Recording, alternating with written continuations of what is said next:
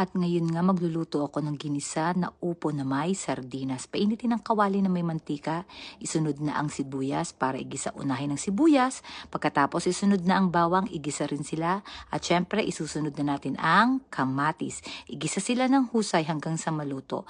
Pero ako, naglalagay ako ng asin, konting asin para mas lumabas yung natural flavors nila.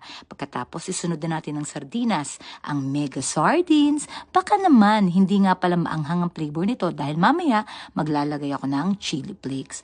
Pagkatapos isusunod na natin ang ating upo. Huwag maglalagay ng tubig kasi ang upo ay nagtutubig. At tapos isusunod na natin ang mga spices, ang chili flakes, ang black pepper at saka syempre ang Ajinomoto. Baka naman sprinkle lang para may dagdag flavors. Huwag sobrang dami syempre. Pagkatapos maglalagay tayo ng patis para sa dagdag flavors at syempre alat na din. Pero tansyahin nyo kung anong base sa inyong panlasa. At tsaran! Luto na ang ating ginisang upo na may sardinas. Sino may favorite nito? Taas-taas nga ang kamay. Napakasarap nito at napakasustansya. Yun lang. Bye!